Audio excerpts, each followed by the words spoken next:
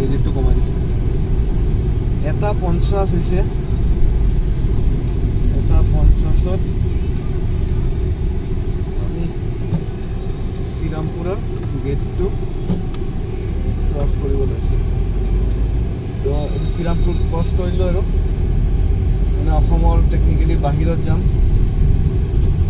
সেয়াই আৰু এতিয়া মানে এনেকুৱা লাগে আৰু অসম এৰিলোঁ আৰু এতিয়া এইটো কাৰণে দিছোঁ।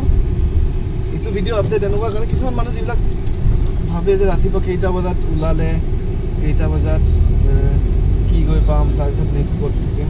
তো আমি একজেক্টলি 7:30 মানত ওলাইছোঁ গুৱাহাটীৰ পৰা। ঠিক আছে, গুৱাহাটী বিৰুবাৰী। তাৰপিছত আমি আহিলোঁ পাঠশালাত আমি ব্ৰেকফাষ্ট কৰিছোঁ। আমাৰ 1.5 ঘণ্টা এটা হল্ট হৈছে, তো সেইখিনি টাইম এডজাষ্ট কৰি লওঁ। আৰু এতিয়া আমি 2টা বজা নাই শ্ৰীৰামপুৰ ক্ৰছ কৰিলোঁ। সেই কেলকুলেশ্যনত ভাল হয় তাৰমানে যে গুৱাহাটীৰ পৰা আহিলোঁ তো শ্ৰীৰামপুৰ পালোঁ, 1-1.5 ঘণ্টা এটা ব্ৰেক এটা হয়ে চবৰে যদি আৰামত অহা যায়। আৰু ইয়াতকৈ বেছি ষ্ট্ৰেছো কৰিব নোৱাৰি ন, চলাই এনেকুৱা নহয়। কাৰণ লম্বা জাৰ্ণিত কি হয়, টাইমটো মেনেজো কৰিব লাগিব আৰু প্লাছ মাইণ্ডটো ফ্ৰেছ ৰাখিব লাগিব। বেছি টানাটানি কৰিলে দিগদাৰ। তাৰপিছত এতিয়া আমাক দেখাই আছে শিলিগুৰি।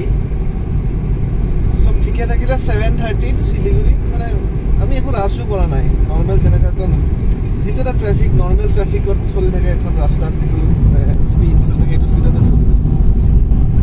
চব ঠিকে থাকিলে শিলিগুৰি 7:30কে আগতে পাব লাগে, কিন্তু আমি আৰু এক্সট্ৰা 1-1.5 ঘণ্টা এটা বাফাৰ ধৰি দিছোঁ। 8ত যিটো পাই যাওঁ তেতিয়াও আমি মানে ঠিক টাইমত আছোঁ আৰু কাৰণ মানুহতে ৰখিম, দুটা পানী খোৱা, কিবা খোৱা। আৰু আমি ব্ৰেকফাষ্ট কৰিলোঁ দীপ্তিমাহীৰ ঘৰত। ইমান মানে হেভি ব্ৰেকফাষ্ট হৈছে, এতিয়া কোনো মানে লাঞ্চ কৰাৰ কাৰণে কোনো মনেই কৰা নাই। কৈছে যাই থাকোঁ দেচোন যিমান দেৰি পাৰোঁ, আৰু পিছত যদি ভোক চোক লাগে আৰু দেখা যাব। এতিয়া ভোক লাগে সেইকাৰণে চলাই আছোঁ। মাজতে ক'ৰবাত অলপ ৰখি পানী খালোঁ, কিবা খালোঁ, এনেকুৱা ধৰণৰ ব্ৰেক সৰু 2-3 মিনিটৰ ব্ৰেক, তাতকৈ বেছি লম্বা ব্ৰেক হোৱা নাই। তাৰ মাজতে এটা চাউট আউট আৰু চাউট আউট ইন দ্য চেন্স কি মানে যেতিয়া আহি আছোঁ ন, বহুতে কল কৰিছে আৰু ভালো লাগিছে দেচোন। তাৰপিছত নিৰ্মালী কলেজৰ, জিতু আমাৰ গুৱাহাটীৰ, তাৰপিছত ধীৰাজ আমাৰ ক্লাবৰ, ধীৰাজেও ফোন কৰিছে। এনেকৈ আৰু কেইটামানে ফোন কৰিছে হা, মই নাম কাৰ কৰা নাই, ক'ব নোৱাৰি। কিবা ফলত আহিছে কাৰণে মই কৈছোঁ।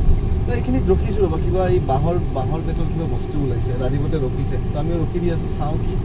বাকী শিলিগুৰি গৈ পেলাই ৰাতি কম আৰু বাকীখিনি। তো এইখিনি বেছিকেলি টাইমিঙৰ কাৰণে কিমান টাইম লাগিল আমাৰ, আৰু ভালে মানে অসমৰ পৰা ওলালোঁ, বাকীখিনি গৈ থাকিম আহিলে।